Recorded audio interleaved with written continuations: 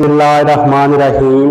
अस्सलाम वालेकुम dear students, कैसे हैं आप लोग? उम्मीद है आप लोग खैरियत से होंगे। स्टूडेंट्स, आज हम चैप्टर 10 नॉर्मल डिस्ट्रीब्यूशन के जो इम्पोर्टेंट एमसीक्यूज है वो वन बाय वन डिस्कस करेंगे। हम कम से कम 25 या 30 जो एमसीक्यूज हैं इम्पोर्टेंट चैप्टर 10 के वो वन बाय वन डिस्कस करते हैं। तो आइए, पहला हमारे पास एमसीक्यूज है, the range of normal distribution is. Normal distribution जो है ये एक कॉन्टिन्यूस डिस्ट्रीब्यूशन होती है और इसकी जो रेंज होती है वो -∞ से +∞ तक होती है। तो इसमें जो करेक्ट आंसर होगा वो होगा सी, -∞ से +∞ नॉर्मल डिस्ट्रीब्यूशन की रेंज होती है। The number of parameters of normal distribution is, कि नॉर्मल डिस्ट्रीब्यूशन के कितने पैरामीटर होते हैं। पैरामीटर क्या होते हैं? जिनके ऊपर डिस्ट्रीब्यूशन डिफाइन की जाती है उनको हम पैरामीटर्स कहते हैं। तो नॉर्मल डिस्ट्रीब्यूशन के दो पैरामीटर्स हैं, एक म्यू होता है और दूसरा सिग्मा स्क्वायर होता है। तो यहाँ पे उसने इसकी क्वांटिटी पूछी है, तादाद पूछी है कि कितने पैरामीटर्स हैं, तो दो पैरामीटर्स हैं जी इसके। तो इसका जो करेक्ट आंसर होगा वो होगा 2। The parameters of normal distribution are, अब वो ये पूछ रहा है कि नॉर्मल डिस्ट्रीब्यूशन के पैरामीटर कौन कौन से होते हैं। दोनों एमसीक्यूज में फर्क है। ऊपर वाले में वो उनकी क्वांटिटी पूछ रहा है, तादाद पूछ रहा है, नीचे वो पूछ रहा है जी कि वो पैरामीटर्स कौन कौन से होते हैं। तो नॉर्मल डिस्ट्रीब्यूशन के दो पैरामीटर होते हैं, एक होता है म्यू और दूसरा होता है सिग्मा स्क्वायर। तो इसका जो करेक्ट आंसर होगा वो होगा सी। उसके बाद है, in a standardised normal distribution mean is, कि स्टैंडर्डाइज्ड नॉर्मल डिस्ट्रीब्यूशन में मीन क्या होता है। हम नॉर्मल डिस्ट्रीब्यूशन को जब कन्वर्ट करते हैं स्टैंडर्ड नॉर्मल डिस्ट्रीब्यूशन में तो वहां पे हम ये कहते हैं जी कि स्टैंडर्ड नॉर्मल डिस्ट्रीब्यूशन का जो वेरिएंस है वो 1 है और उसका जो मीन है वो 0 है। तो इसलिए स्टैंडर्ड नॉर्मल डिस्ट्रीब्यूशन में मीन जो है वो हमेशा 0 होता है और वेरिएंस जो होता है वो 1 होता है। तो इसमें वो हमसे मीन पूछ रहा है, तो इसका जो करेक्ट आंसर होगा वो होगा ए, कि स्टैंडर्डाइज्ड नॉर्मल डिस्ट्रीब्यूशन में मीन 0 होता है। In standardised normal distribution variance is, तो ये भी हमने डिस्कस किया, बताया मैंने आपको कि स्टैंडर्डाइज्ड नॉर्मल डिस्ट्रीब्यूशन का वेरिएंस 1 होता है। तो इसका वेरिएंस भी 1 होता है और स्टैंडर्ड डेविएशन भी 1 होता है। क्यों? क्योंकि जब हम 1 का अंडर रूट लेंगे तो आंसर 1 ही आएगा। तो इसलिए स्टैंडर्डाइज्ड नॉर्मल डिस्ट्रीब्यूशन का वेरिएंस भी 1 और स्टैंडर्ड डेविएशन भी 1 होता है। उसके बाद है, in normal distribution expected value of modulus of x minus mu is, वो कहते हैं कि नॉर्मल डिस्ट्रीब्यूशन में ये रिलेशन जो है ये किसके इक्वल होता है। ये थोड़ा सा आपको बताना पड़ेगा। देखिए जरा, अगर कहीं पे ये लिखा होना एक्सपेक्टेड वैल्यू ऑफ x, तो इसका मतलब होता है सम x into P of x। अगर प्रोबेबिलिटी की फॉर्म में हम बात करें तो ये एक्सपेक्टेशन इसके इक्वल होती है। अगर हम फ्रीक्वेंसी में बात करें तो ये इक्वल होता है सम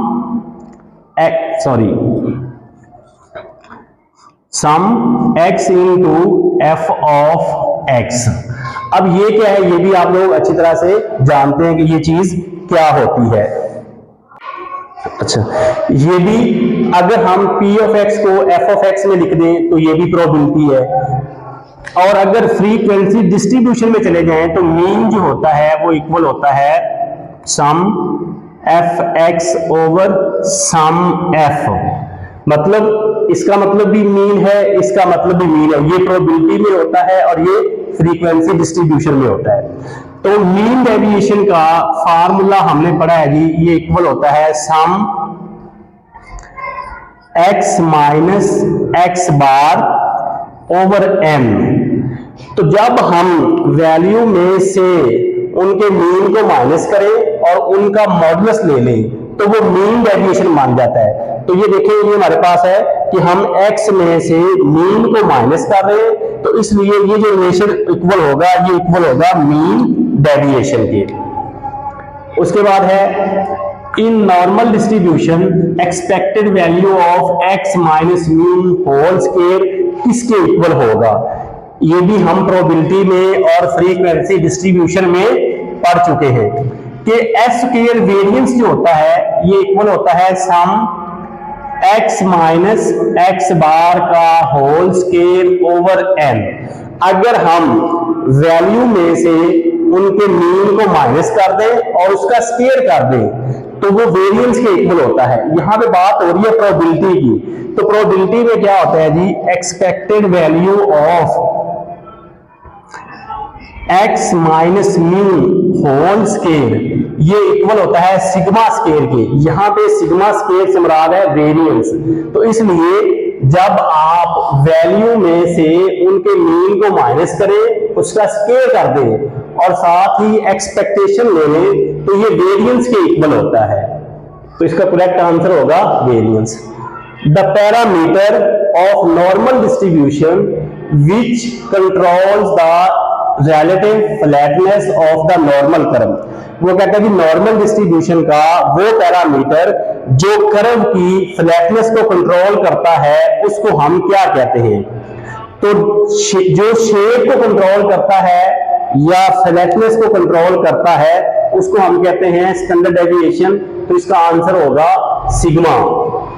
normal distribution has maximum ordinate at x is equal to.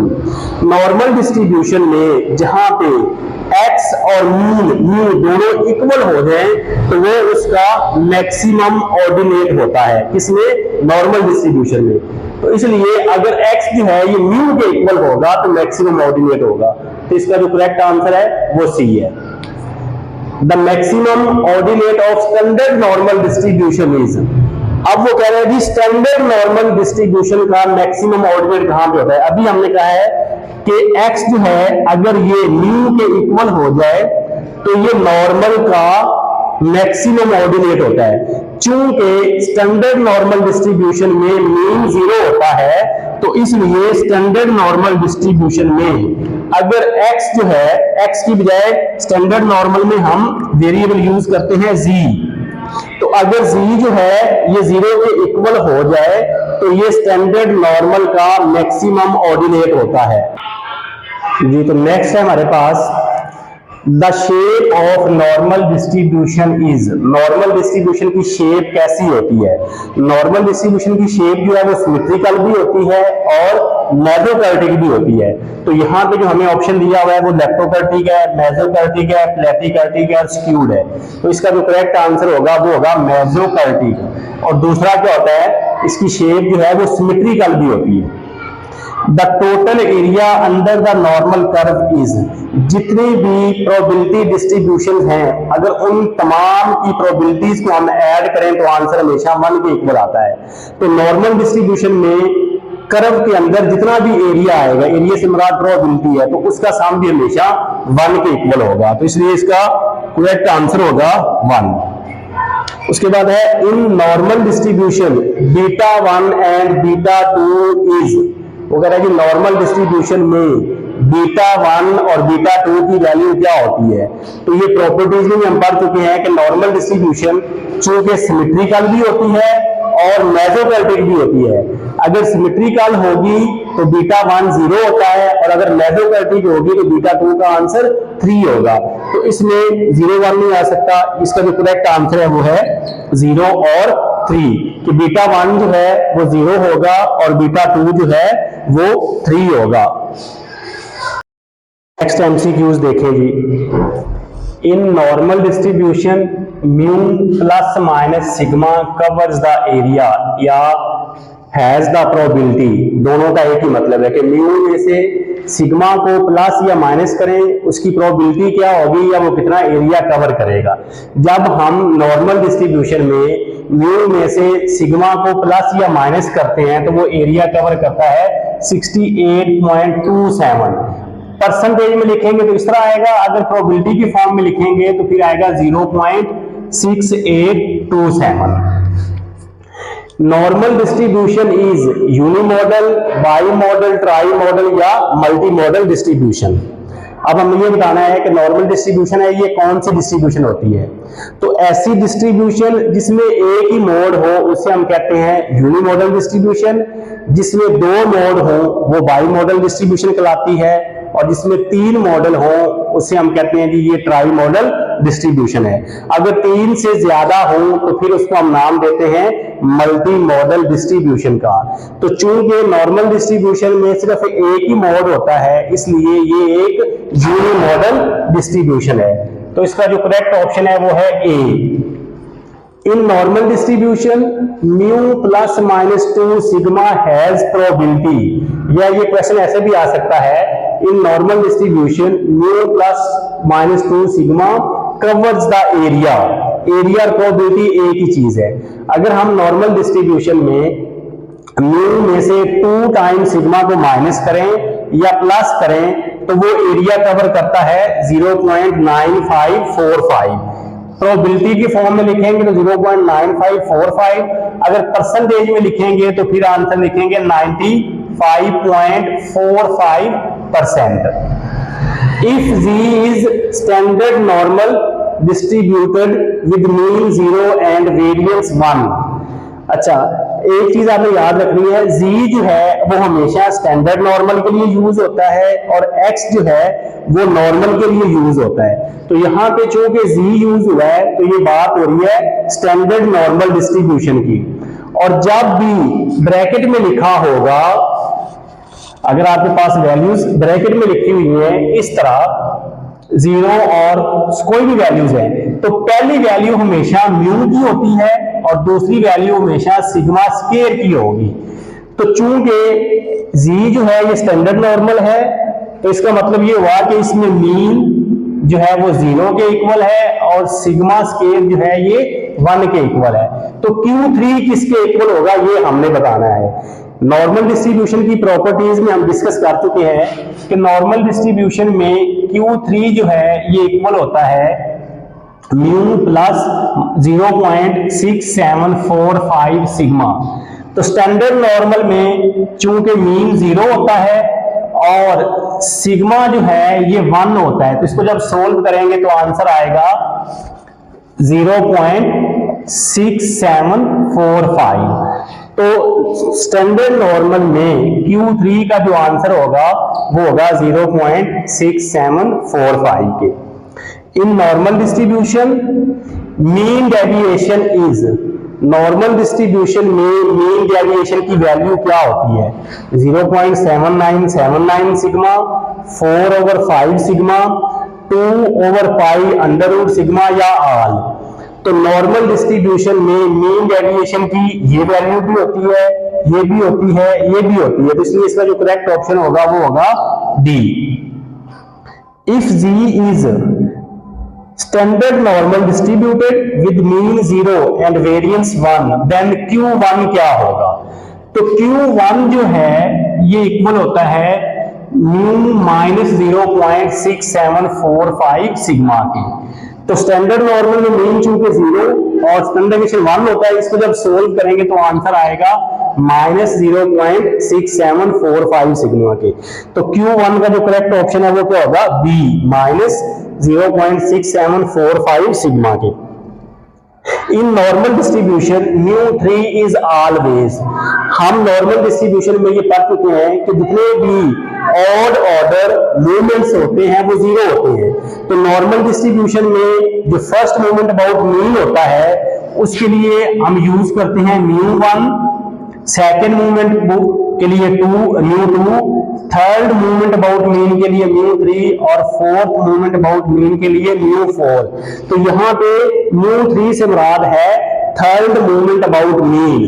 तो चूंकि नॉर्मल डिस्ट्रीब्यूशन में all odd order movements about mean are 0, μ1 भी 0 होता है, μ3 भी 0 होता है, μ5 भी 0 होता है। तो इसलिए जो करेक्ट ऑप्शन होगा वो होगा ए, कि μ3 जो है ये हमेशा 0 के इक्वल होता है। If Z is standard normal random variable with mean 0 and variance 1 then CV से क्या मुराद है कोफिशिएंट ऑफ वेरिएशन।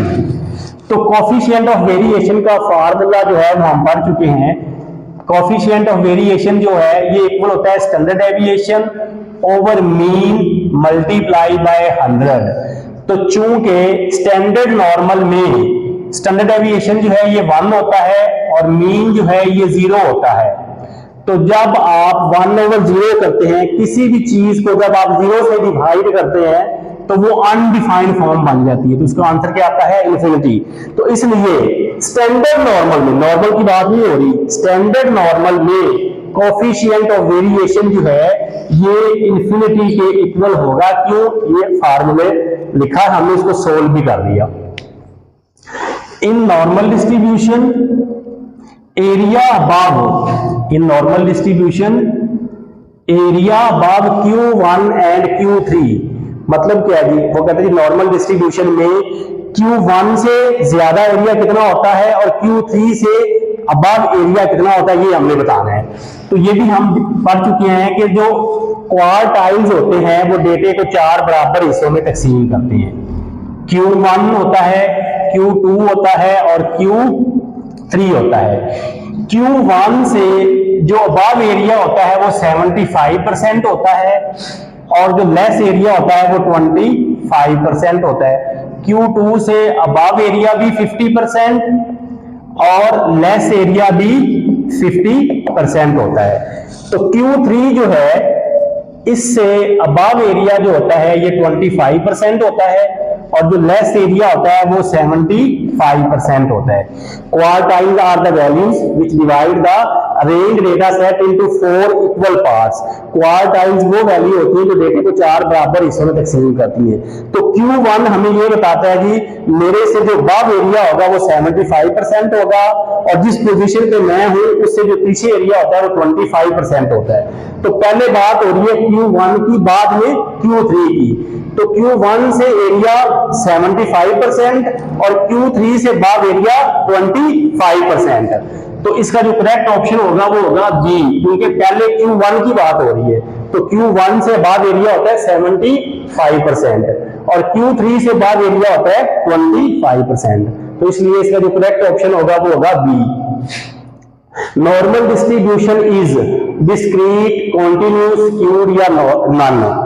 तो ये हम डिस्कस कर चुके हैं कि जो नॉर्मल डिस्ट्रीब्यूशन है ये एक कॉन्टिन्यूस डिस्ट्रीब्यूशन है और इसका जो एरिया होता है वो टोटल 1 होता है और इसकी रेंज -∞ से +∞ होती है।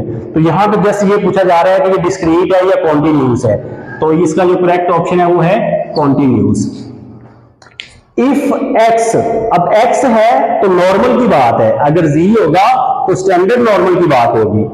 If x is normally distributed with mean 40 and variance 25, ये अभी मैंने आपको बताया है कि जब भी ब्रैकेट में वैल्यू लिखी होगी, पहली वैल्यू जो है इस तरह असल में होता है, x जो है ये normally distributed with mean, mu and variance sigma square. तो इसमें जो पहली वैल्यू है वो 40 है, तो इसका मतलब है इसमें मीन जो है वो 40 है और सिग्मा स्क्वायर जो है वो 25 है। तो हमने बताना ये है कि देन मीडियन क्या होगा। तो नॉर्मल डिस्ट्रीब्यूशन एक ऐसी डिस्ट्रीब्यूशन है जिसमें मीन, मीडियन और मोड तीनों इक्वल होते हैं। चूंकि इसमें मीन 40 है तो मीडियन भी क्या होगा? 40। तो इसलिए करेक्ट ऑप्शन क्या होगा? सी। इसकी समझ आई है कि नॉर्मल डिस्ट्रीब्यूशन एक सिमेट्रिकल डिस्ट्रीब्यूशन होती है। सिमेट्रिकल से मुराद ये है कि इसमें मीन, मीडियन और मोड तीनों इक्वल होते हैं। तो चूंकि मीन की वैल्यू 40 है तो मीडियन भी 40 होगा। इन normal distribution area below Q1 and Q3, तो ये भी लिखा हुआ है Q1 से लेस एरिया कितना होता है? 25% और Q3 से लेस एरिया होता है 75%। तो जो करेक्ट ऑप्शन होगा पहले 25 आएगा बाद में 75। क्यों? पहले जिक्र हो रहा है Q1 का, तो Q1 से लेस एरिया 25% होता है और Q3 से less area 75%।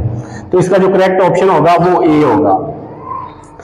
If x is normally distributed with mean A and variance B, then mean and standard deviation is, वो कहते हैं जी अगर ये रिलेशन हो तो मीन की वैल्यू क्या होगी और स्टैंडर्ड डेविएशन की वैल्यू क्या होगी। ये देखें जरा, अभी लिखा हुआ है कि अगर x जो है वो नॉर्मली डिस्ट्रीब्यूटेड हो तो पहली वैल्यू मीन की होती है, दूसरी वेरिएंस की होती है। तो इसलिए आपके पास दिया हुआ है a और b, तो इसका मतलब ये हुआ कि म्यू जो है वो a के इक्वल है, सिग्मा स्क्वायर b के इक्वल है। तो हमें तो चाहिए स्टैंडर्ड डेविएशन, तो अगर हम सिग्मा स्क्वायर का भी अंडर रूट ले लें और b का भी अंडर रूट ले लें तो सिग्मा की वैल्यू आ जाएगी b। यहां सिग्मा से मुराद स्टैंडर्ड डेविएशन है, तो इसलिए इस रिलेशन में जो मीन होगा वो a होगा और स्टैंडर्ड डेविएशन जो है वो अंडर रूट b होगा। तो ये देखें जरा, इसमें जो करेक्ट ऑप्शन होगा वो होगा d, कि इसमें मीन a है और स्टैंडर्ड डेविएशन b है। कैसे, ये आपके सामने लिखा हुआ है relation. In normal distribution quartile deviation is, normal distribution में क्वार्टाइल डेविएशन की वैल्यू क्या होती है वो हमने बताना है जी। 0.7979 सिग्मा, ये तो मीन डेविएशन की वैल्यू होती है। 0.6745 सिग्मा, 2/3 सिग्मा, डी में है बी एंड सी। तो नॉर्मल डिस्ट्रीब्यूशन में क्वार्टाइल डेविएशन की वैल्यू ये भी होती है और ये भी होती है, 2/3 सिग्मा भी होती है। तो इसलिए इसका जो करेक्ट ऑप्शन होगा वो होगा डी, कि बी और सी जो है ये दोनों वैल्यूज होती हैं किसकी, क्वार्टाइल डेविएशन की, किसमें, नॉर्मल डिस्ट्रीब्यूशन में। नेक्स्ट एमसीक्यूज है, in normal distribution pi and E R constant, variable, parameter या नन ऑफ दीज। तो हमें पता है कि ये पाई जो है इसकी वैल्यू 22/7 या 3.1416 होती है और ई की वैल्यू जो है 2.71 होती है। तो ये दोनों की वैल्यूज फिक्स हैं, तो इसलिए ये कांस्टेंट के तौर पे इस्तेमाल होते हैं। इसलिए इसका करेक्ट ऑप्शन क्या होगा, constant. If sigma is equal to 10 then mean deviation of normal distribution is, वो कहता है जी अगर सिग्मा की वैल्यू 10 हो तो नॉर्मल डिस्ट्रीब्यूशन में मीन डेविएशन की वैल्यू क्या होगी। तो मीन डेविएशन जो है ये इक्वल होता है 0.7979 सिग्मा के। तो 0.7979 सिग्मा की वैल्यू पुट कर दें, जब इसको मल्टीप्लाई करेंगे तो आंसर आएगा 7.979।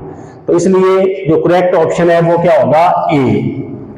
If sigma is equal to 10 then quartile deviation of normal distribution is.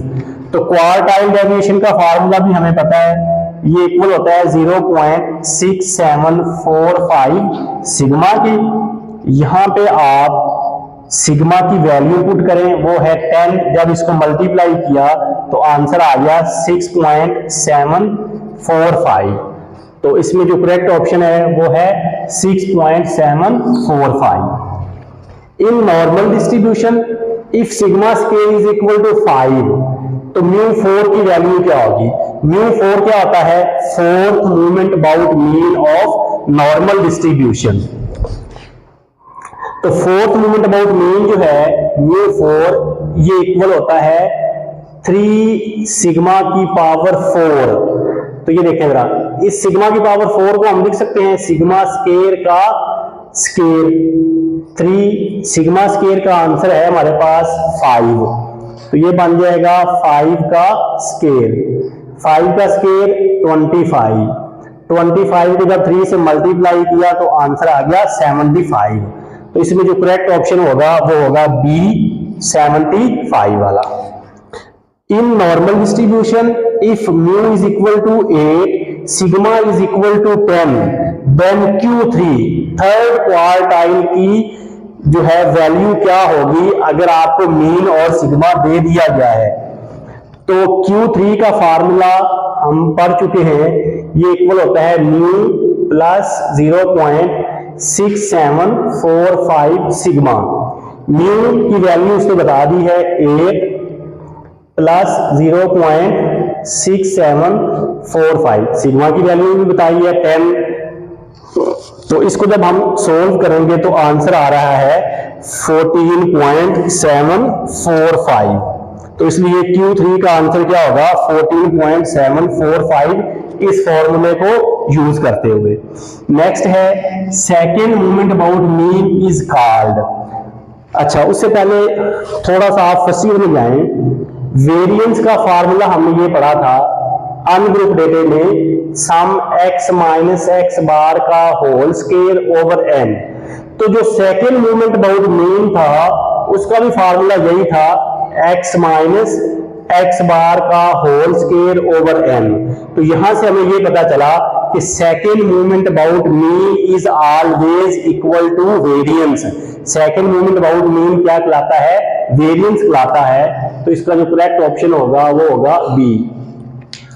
The parameter mu controls of normal distribution. Normal distribution के दो पैरामीटर हैं, एक म्यू और दूसरा सिग्मा।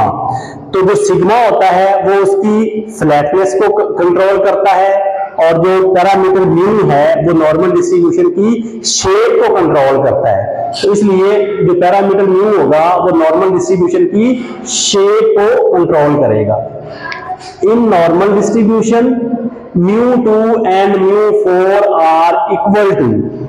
μ2 जो है ये सेकेंड मूवमेंट अबाउट मीन होता है, और μ4 जो है ये फोर्थ मूवमेंट अबाउट मीन होता है। तो नॉर्मल डिस्ट्रीब्यूशन में μ2 जो है ये सिग्मा स्क्वायर के इक्वल होता है। μ2 से क्या मुराद है? Second movement about mean. और μ4 जो है ये इक्वल होता है 3 सिग्मा की पावर 4। तो इसमें जो करेक्ट ऑप्शन होगा वो होगा सिग्मा स्क्वायर एंड 3 सिग्मा की पावर 4। तो स्टूडेंट्स, ये था आज का हमारा टॉपिक जिसमें हमने चैप्टर 10 नॉर्मल डिस्ट्रीब्यूशन के 35 जो मोस्ट इंपॉर्टेंट एमसीक्यूज थे वो 1 बाय 1 सोल्व किए। उनसे मिलते जुलते भी हमने क्वेश्चन जो है वो किए हैं। अगर आप चैनल पे नए आए हैं और अभी तक आपने चैनल को सब्सक्राइब नहीं किया तो जल्दी से चैनल को लाइक कर दें, सब्सक्राइब कर दें, और बेल आइकन को आपने लाजमी प्रेस करना है ताकि आने वाली हर नई वीडियो का नोटिफिकेशन आप तक पहुंच सके। एक नई वीडियो के साथ दोबारा फिर मिलते हैं। अपना ख्याल रखिएगा। अल्लाह हाफिज।